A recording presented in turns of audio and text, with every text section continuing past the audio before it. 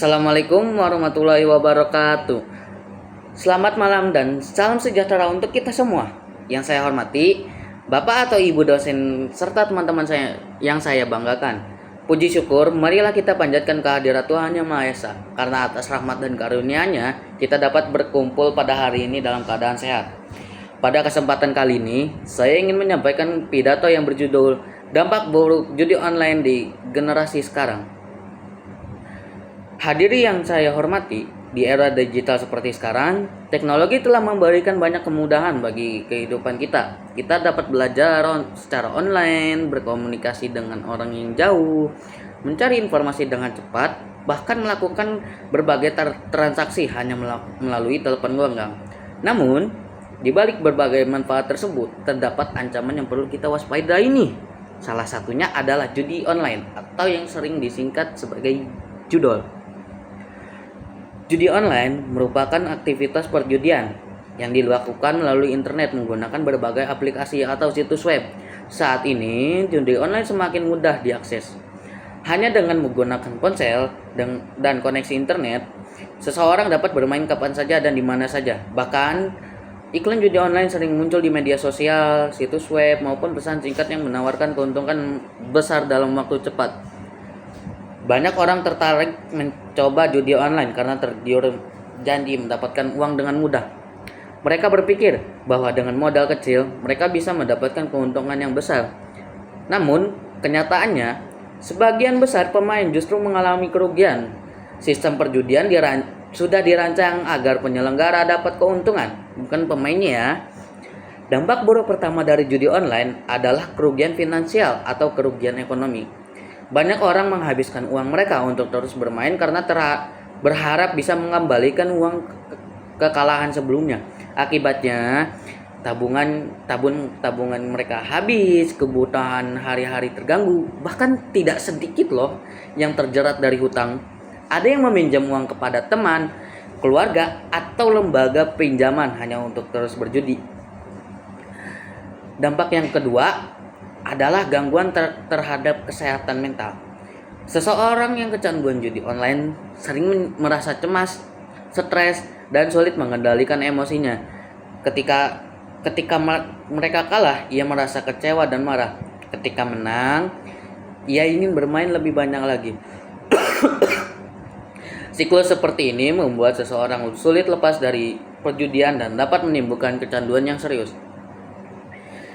Dampak buruk yang ketiga adalah menurunnya prestasi belajar dan produktivitas.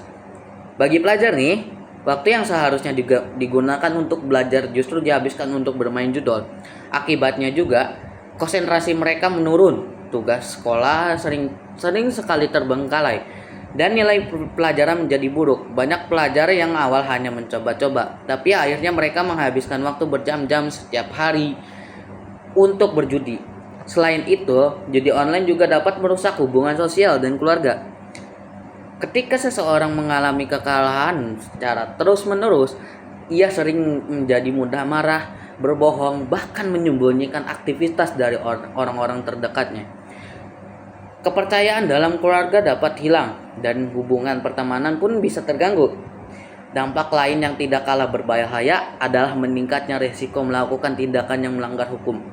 Ketika seseorang kehabisan uang tetapi masih ingin bermain berjudi, ia bisa tergoda untuk melakukan tindakan yang tidak benar seperti penipuan, pencurian, atau penyalahgunaan dana milik orang lain. Hal ini tentu dapat merugikan diri sendiri maupun orang lain. Sebagai generasi muda, kita harus memiliki pemahaman yang baik tentang bahayanya judi online. Jangan mudah percaya pada iklan yang menjanjikan keuntungan instan.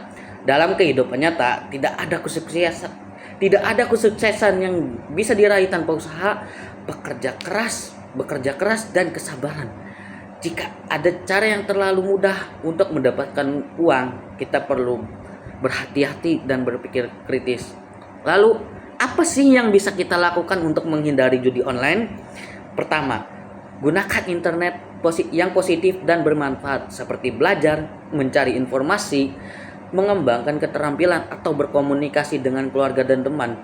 Kedua, isi waktu luang kalian dengan kegiatan yang produktif seperti berolahraga, membaca buku, mengikuti organisasi atau menyalurkan hobi yang kita sukai. Ketiga, tingkatkan literasi digital agar tidak mudah tertipu oleh iklan atau promosi yang menyesatkan. Keempat, jika mengetahui teman atau anggota keluarga yang mulai terlibat dalam judi online, jangan mengejeknya atau menjauhinya. Berikan dukungan dan ajak mereka untuk mencari bantuan dari orang tua, guru, atau pihak yang dapat kita percaya. Judi online bukanlah jalan menuju kesuksesan. Sebaliknya, judi online dapat membawa berbagai dampak buruk, mulai dari kerugian ekonomi, gangguan kesehatan mental, menurunnya prestasi belajar, rusaknya hubungan sosial, hingga risiko terlibat dalam tindakan melanggar hukum. Oleh karena itu, marilah kita bersama-sama menjauhi judi online dan mengajak orang-orang di sekitar kita untuk melakukan hal yang sama. Gunakan teknologi secara bijak, manfaatkan internet untuk hal-hal yang positif, dan bangun masa depan dengan usaha yang jujur serta kerja keras. Demikian pidato yang saya sampaikan. Semoga pidato ini dapat menambah kesadaran kita semua mengenai bahayanya judi online dan pentingnya menjaga diri dari pengaruh negatif di dunia digital di era sekarang ini. Terima kasih atas perhatian yang diberikan. Wassalamualaikum warahmatullahi wabarakatuh.